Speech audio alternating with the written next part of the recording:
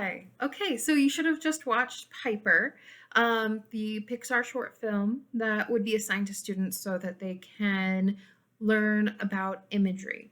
Um, I think that this film would work very well to engage the students with a visual representation and an auditory representation through media about what we're looking for in their creative writing for a literacy narrative. Um, After watching this short film, which is only about, I want to say, 7 minutes long, we would then transition into a discussion about it. How does this short film work to really engage the senses? So you have the water rushing in, and you can see the bubbles and foam working on the surface of the water. You have the way that the bird moves. You have the way that the bird sounds. You have the way that the mother bird makes noise and interacts and ruffles feathers, all of it. So all of those different components work together to build and enhance the story. And also, I think that there's an argument to be made about how it allows for the short film to go on as long as it does. Really, it's a very, very small story arc.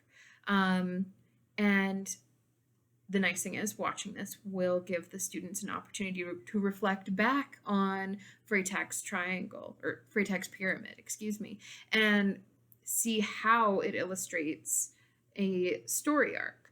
Again, reinforcing something that we've looked at before. But it will also give them an opportunity to really focus in on elements of imagery. Um, After discussing this with the class, after working together to come up with a list of various ways that the short film demonstrated imagery and did it well or did it badly, then we can segue into an independent free write. And so, what I would be asking the students to do in this free write, which will also function as assessment later on, so that I can see what they've grasped from the lesson. What I'd be asking them to do is to choose a small moment in time that is somehow related to the topic that they've chosen to focus on in their literacy narrative. So, the literacy narrative, just to reflect on that, is a short paper about 4 to 5 pages long on how they gained literacy in something.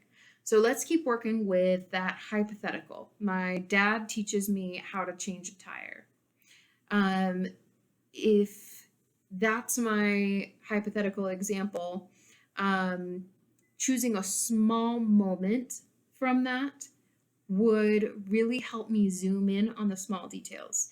Perhaps I want to choose the moment I need to pull over on the side of the road. Maybe I am 16 years old. I am not confident in driving, and somehow I've managed to end up on like a busy freeway and I have to pull over with a flat tire and I'm terrified. How can I engage my senses in writing this? So I'd build this hypothetical up with my students. I'd ask them, what might this person be feeling when they are driving with their dad in the passenger seat and they have to pull over on the side of the road with trucks and cars zooming past? Like, what are they noticing? What are they feeling? How do we put them in their body? Okay. How do we put the reader in the body of the person who's going through this experience? Now, we might say the noise of the cars passing by. It shrieked by because it builds tension, to use a word like shrieked.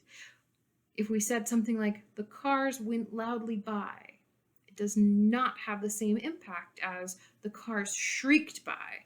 So we really want to work towards evoking that deep sensory imagery. So the assignment in class will be to spend 10 minutes developing a free write on a specific memory, to really work on drawing out all of those small details. And then after writing it, so that they can have experience with doing peer review in a lower stakes environment, they'll work with a partner, turn to the partner, read it aloud, and then their partner will do the same with their free write, read theirs aloud to student A, student B, student A, And then they'll have peer review worksheets. And they'll give positive and critical feedback so that the student can both know what they are doing well and what they need to improve on. And it's going to be very important over the course of this writing class for my students to learn how to offer peer review. And so prior to going into that, there would be some level of discussion about what peer review is. It is not, for instance, I liked it. Good work. Pretty snazzy writing there. Like, those are nice things to say, but they do not help a writer improve. If you say, for example, I loved the way that you described the car shrieking by, that is specific. If you say, oh man, you just wrote, like, in one sentence, something that took probably a very long time to happen, and you could break it down into more detail, and you give clear examples of what that is, and that is specific. That is the kind of feedback that you want to be giving in peer review. Because I know a lot of the time what happens is students will say, I handed my dad a lug nut. Let's say that we put it that simply. But in this particular assignment, we are looking for expansion and sensory imagery. So how do we make the lug nut matter, for example? We could say, I yanked at the socket wrench trying to pull the lug nut off the tire on the back of my Jeep, trying to get to the spare, but I couldn't do it. And it wasn't until it gave way that I was finally able to walk shaking across the white divider line to hand my dad this lug nut. Okay, like, I don't, that's a terrible description, and never trust me for advice on changing a tire, apparently. Like, just don't. But it gives a lot more sensory imagery. And so what we want to be doing with peer review and instructing students with peer review is truly focusing on helping them broaden the critique that they're offering, being able to accept negative critique and utilize it, to know when negative critique is actually helpful. So we're juggling a lot of balls in the air when it comes to teaching students about peer review. We're not just teaching them how to offer it, we're also teaching them how to accept it and how to be discerning enough to use what is useful and reject what is unuseful. And so we've got a lot of different things to cover in that topic. As far as the end of the class goes, I like ending a class with an exit slip, asking the students to each generate 3 questions about the material covered. So as soon as they've completed that, they're free to go. So they just have to ask those 3 questions. And that way, when I go to teach the next class, I can address the most common questions that were asked in the exit slip.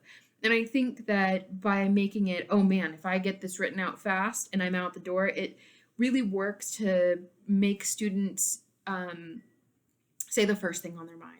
And it's sort of like that game where you say, if I could have anything in the world, what would it be? Answer really, really fast. Like, we want them to generate the questions that they might be embarrassed to ask. But if we catch them almost like off guard with a quick ask, that brief, like, 5 minutes at the end of class to generate those questions, then I think that that works well to really gauge what they're wondering about and to make those questions mandatory, something that earns a small incentive grade, not something large, maybe like a 5-point kind of thing for every class, and it functions perhaps for attendance, and it could be the way that I'm taking attendance in this hypothetical class. And I think that it works really well for this particular lesson too, because I think students are going to have specific questions about their narratives and how to work imagery into it, particularly students who are a little bit more uncomfortable with creative writing might lean on asking questions in a silent, here's an exit slip, I don't have to make eye contact kind of way. It offers that medium for the less forthright student, the more shy student who might not want to put the spotlight on themselves. So thank you.